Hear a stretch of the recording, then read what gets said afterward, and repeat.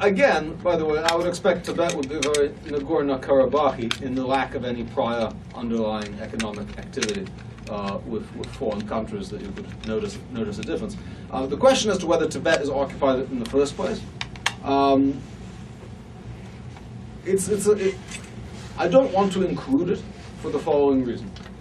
I have enough problems without people saying, well, this example is not apposite for various technical reasons. And there are some technical reasons you can imagine that the Tibet example is not apposite.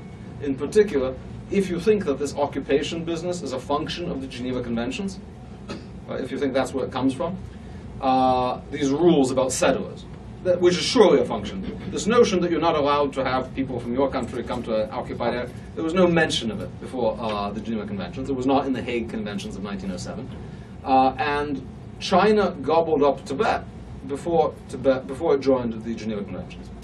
So whether the Geneva Conventions provisions on occupation apply to pre-existing occupations is a neat question, and one that I don't want to trip myself up with or get involved with.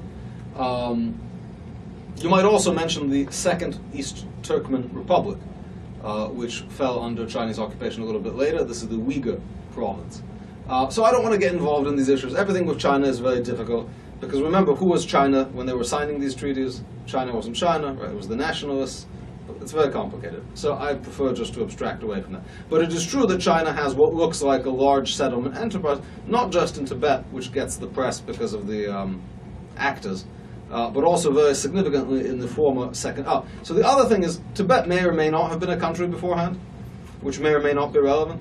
So the Chinese have a serious argument. The Chinese argument is that it was a feudal province. So how these things work for non-Westphalian nation states, but rather for feudal entities governed by ties of allegiance, is unclear. But the Second Turkmen Republic was a modern, post-World War II state. So that definitely existed. Yes, in the back side.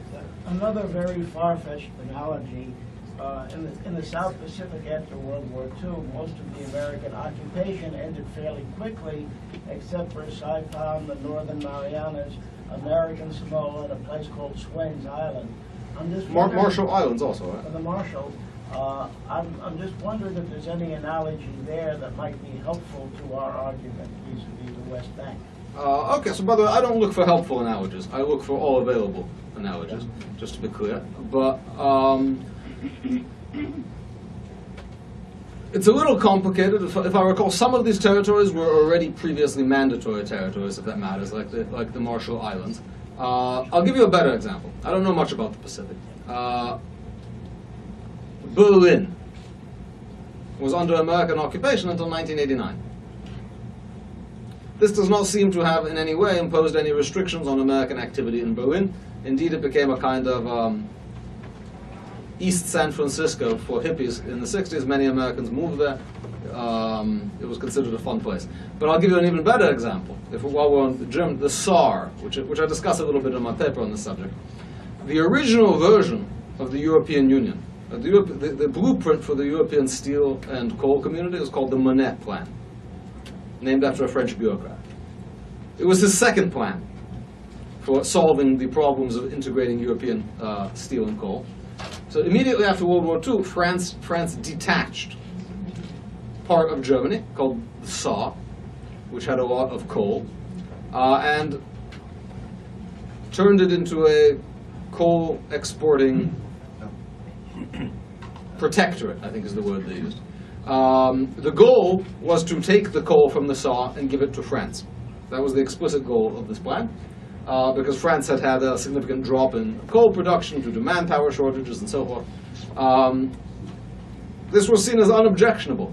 Later, when France finally returned the Saar to West Germany, to the Federal Republic, it was not because people were saying it's illegal for the occupying power to be extracting this coal, but because it was seen as useful to buttress the Federal Republic during the Cold War. Well, in the corners. If Israel had been more proactive when some of these movements began, and what is now BDS was originally the divestment movement, would we be having this discussion today? I don't know. I really don't know. I mean, lots of people are very active, and even if Israel was more active, maybe other people would also be more active. Yeah, in the back. Thank you very much. It's very interesting. Could you perhaps be your own critic and look for speak a little bit about distinguishing between the Israel-Palestine case and your examples, and in particular, can you hear me? Yeah, of course. And in particular, about the rights of those who live under the occupation, about their civil rights, about their rights to vote. Would you speak a bit about that? Okay, so the civil rights are a different topic, a little bit. But I think you don't want me to be my own critic. I think you have a criticism which you should articulate, and then I can respond to it. Should I articulate? Yes. Well, my question is there a distinguish? Can they vote, which maybe perhaps is a good something to justify the different approach? Okay, well, so obviously when one comes up with something like this, there's a very strong impulse to try to find distinctions. Now, all of these distinctions that we might mention are ex post distinctions. That is to say, they are not distinctions that have been used to justify the treatments previously. Right? The Europeans aren't saying that they're ones we'd make up on behalf of the Europeans or whoever. So maybe Western Saharans can vote. Again, I've heard people suggest this as a distinction. The reason I don't like it is no one has ever suggested that there's a rule against doing economic activity in a territory where people can't vote. Right? There's just no such principle that if someone is held in a condition of non-voting, then you can't do economic activities there. There would go our foreign trade, basically, right, of the world. So there's just no such rule about voting. I mean, we might think it's nice, and we might think not letting people vote is bad. Okay, now to answer your question, can Western Saharans vote? Yes, absolutely. To who? They can vote for the King of Morocco, just like anybody else. So I don't know, is that a meaningful distinction? They can vote for the non-binding legislative council, advisory council, to the Moroccan king, as much as anyone else. I don't know if that's helpful. Now, they have districts in which they can vote. In all of those districts in which they elect, I think they elect 1 or 2 members of the Moroccan legislature. So in all of those districts in which they're allowed to vote, Moroccan settlers are the majority. So I don't know how much that impacts the results of the voting, because no one's really studied Western Saharan voting, because nobody thinks voting in Morocco is an instrumental activity. So I guess they can vote then.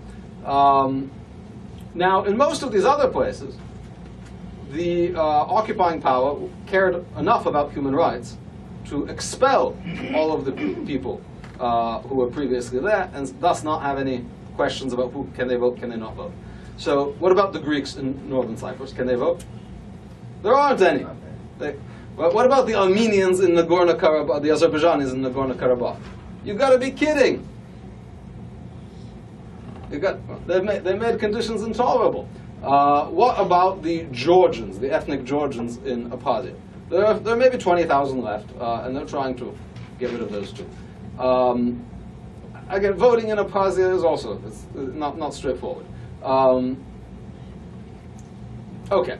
Now, on the other hand, take for example East Jerusalem. Palestinians in East Jerusalem are eligible to vote if they wish to. Same with Golan. So you would think, if your distinction was shared by the European Union, then they would limit this rule and not apply it in the West Bank, in the East Jerusalem and the Golan Heights. But that happens not to be the case. They do apply it in East Jerusalem and the Golan Heights. Moreover, Palestinians in the West Bank also have a right to vote. As a matter of fact, that's how we got Mahmoud Abbas as the democratically elected leader of the Palestinians, and how every law governing the Palestinians is made by a legislative council, democratic or not democratic, of the Palestinians. And every law that applies to them is made in that way. Now, I want to restate this question. Maybe Israel's occupation of the West Bank is just worse. It's just really, really bad. And that's what's different from the other cases. Is that a fair restatement? That would be interesting to discuss. So again, I don't know that there's such a rule, first of all. There's no restriction against economic activity with occupied territories, but if it's a really bad occupation, then... So I don't know how you measure badness. Again, there was no expulsion of the local people. I mean, I think it's very safe to say the human rights situation in the West Bank is better than in Western Sahara. Now, you've no doubt heard of lots of horrible human rights abuses by Israel in the West Bank. I don't want to address those, but you should look about what's happening in Western Sahara. It's pretty bad. Again, the other guys aren't good either, but it's quite terrible. So that's so I think there would be a no. I would actually say there's evidence that the Israeli occupation is milder. Definite evidence. How? Under the Israeli so-called occupation, the so-called occupied people have achieved statehood, a government recognized by 130 countries, a president who flies around and meets with foreign dignitaries, laws, jails, courts, a central bank, and all of the institutions of statehood. Which is, let me tell you, the Sawahari would trade their left leg for even half of that, to say nothing of the non-existent Greeks in northern Cyprus. So that suggests it's a significantly milder occupation. Yeah. In all the areas that you mentioned, the other occupied areas, is there repeated terrorism? Some of them are. Some of them yes. Some of them no. Depends what I mean. One man's terrorist is another man's freedom fighter. So I don't know. The Sawahari have a long-standing armed guerrilla group which engages in a variety of attacks against Moroccans. Moroccan forces, I don't know, they're pretty bad guys, pretty tough guys. So they have a prolonged armed insurgency. Again, in the other places there is no prolonged armed insurgency because the previous inhabitants were so entirely displaced. What do you mean they were displaced? They were kicked out, or they ran away, whichever, I don't know. How were they kicked out? Because when you see the Turks landing on the shore and shooting people and raping people, you might think that they're probably not going to shoot and rape everyone, which is true. That it's just a bit of initial excess enthusiasm. But you don't want to stick around and find out if you're going to be on that list. So then you leave. And then they build a wall and say you can't come back. Now, in the case of, for example, Abkhazia, Russians have many tools. You can cut power. I mean, it's a rocky terrain. You can cut power. You can close roads. You can make life difficult in a variety of ways. Again, when the Armenians took Nagorno-Karabakh, I think the Azeris just assumed it was in their best interest to leave. They really don't like each other. You're next. Yes. Yeah. Hi, my name is Laura Fine. I was once a litigator, but now I work for ZOA, Zionist Organization of America.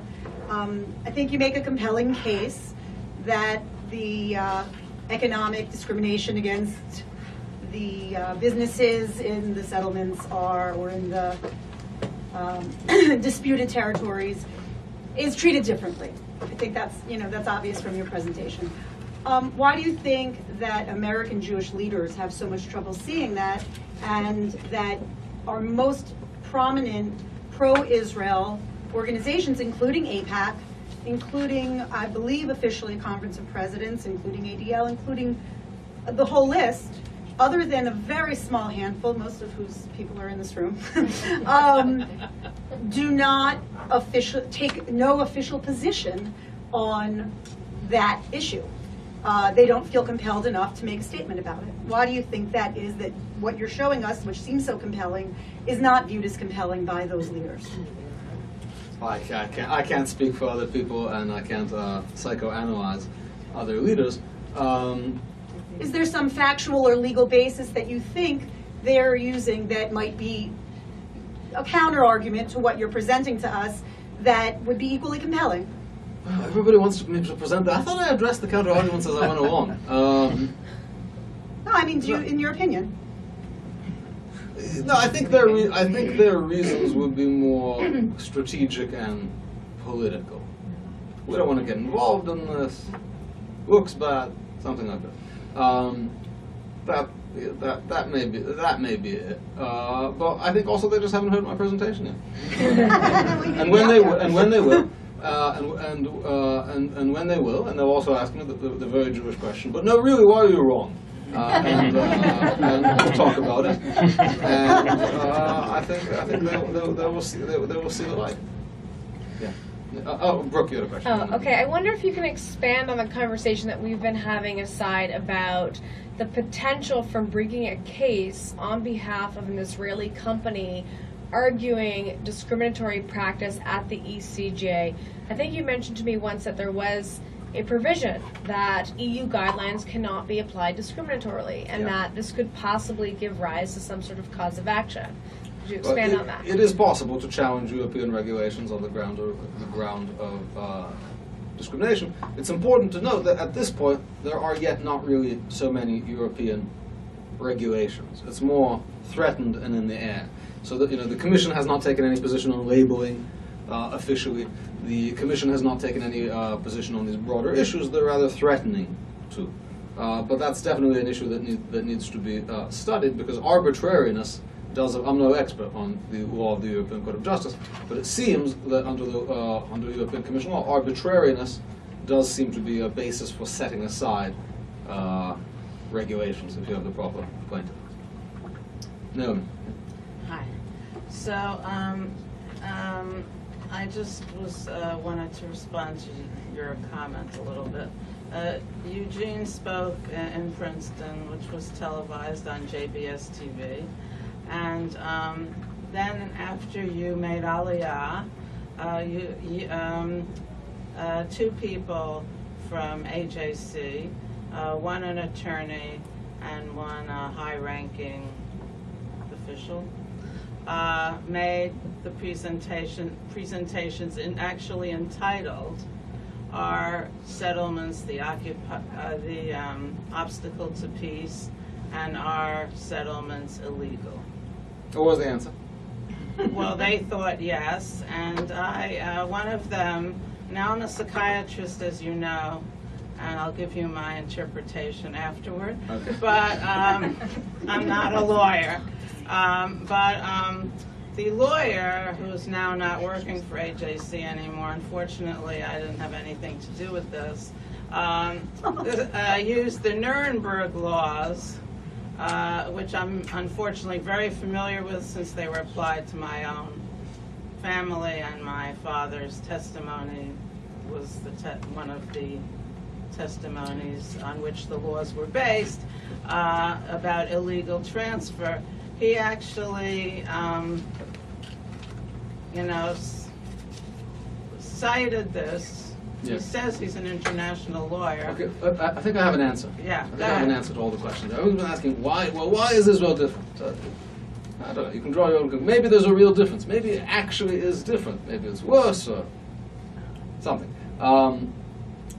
It is different in one major way, which I think is partially responsible for this. When the Moroccan law professors from the University of Rabat, King Mohammed University, I assume it's called. Everything in Morocco is called King Mohammed. So when the King Mohammed University professors get up and they give this talk, because they don't know all of this information, but they can give a poor man's version of this talk. And they give it to a group of Moroccan lawyers and human rights activists. Nobody ever asks, well, maybe we're worse, or maybe it's not so right what we're doing.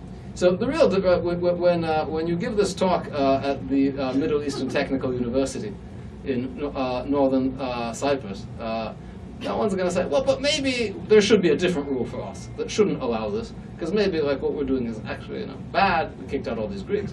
So the difference is we feel worse about it, whether it's worse or not, and that's a real difference, which I think has real effects in the real world. You will not find a single Moroccan who is going to speak out against the occupation of Western Sahara, because it's not an occupation. It's ours. It's the southern provinces. Similarly, the issue of the TRNC is relatively unifying across party lines in Turkey. You'll not find anyone in Armenia to say this Nagorno-Karabakh thing. It's not nice.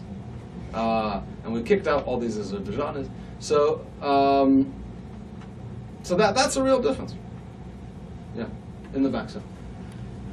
During the Cold War, didn't most Western European nations refer to the countries of the Soviet bloc? And I'm not just talking about the SSRs, but all of the Warsaw Pact nations, as Soviet-occupied Eastern Europe.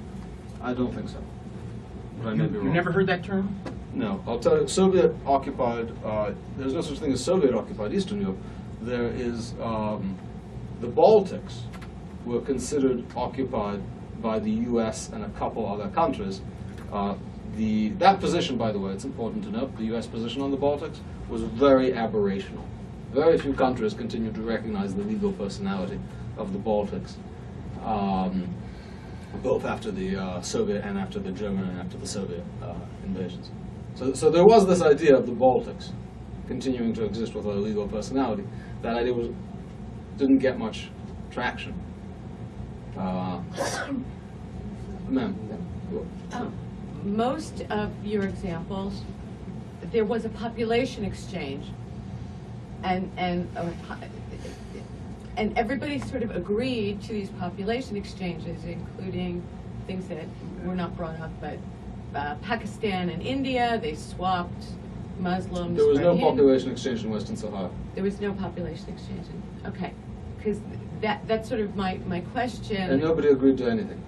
You should talk to the Azeris. Continue to have they have these people. They call them refugees. I think they've been, watching the news and trying to follow the Palestinian example. So there are these people who live like around Nagorno-Karabakh who are called refugees. They went away 20 years ago. It's very hard to understand how they're refugees because you can't be a refugee in your own country.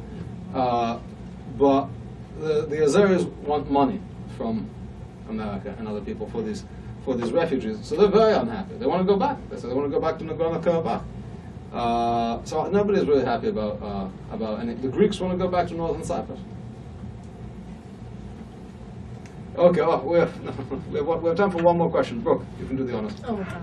And then I. Okay, thank you. Yeah, I wanted to thank you for your work, and I think that your lecture, The Legal Case for Israel, if that were shown in all colleges and high schools, I think anti-Semitism would be much less, and people would have a much better understanding of Israel. But my question is, given that Israel's legal mandate borders go basically from the river to the sea, why, instead of dealing with all of this, would it be legal for Israel today to just annex Judea and Samaria, totally dismantle Fatah and the Palestinian Authority? It's a terrorist group. It needs to be completely wiped out. It's a question that goes way beyond the scope of this talk. Okay, so but given that you've sort of described the Palestinian Authority as its own little country with all these things that countries have, is there a legal reason that Israel couldn't just say this was the talk? This was the talk I gave it last night. It's very hard to talk about the statehood of the Palestinians, because on one hand they claim statehood and have many correlates of statehood. On the other hand, they also claim to be occupied, and you can't have a state that arises under occupation.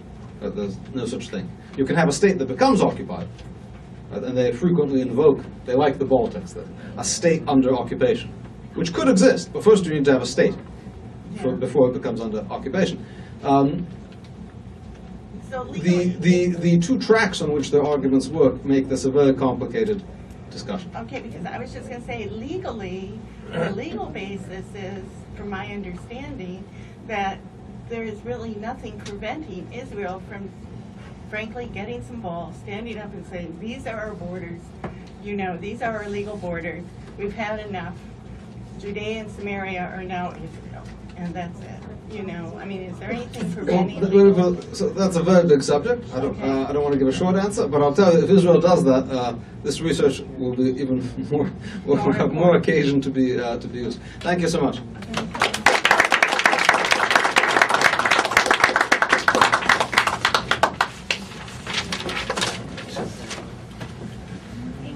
By the way, all of this is based on a paper of mine, a research paper, which is forthcoming, I believe, in the Columbia Journal of International Law, and is available on the internet at SSRN.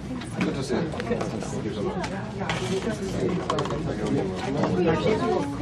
No, but I feel we usually have. Want to go print up a check, or are you? Let's wait. Yeah, I didn't turn it on.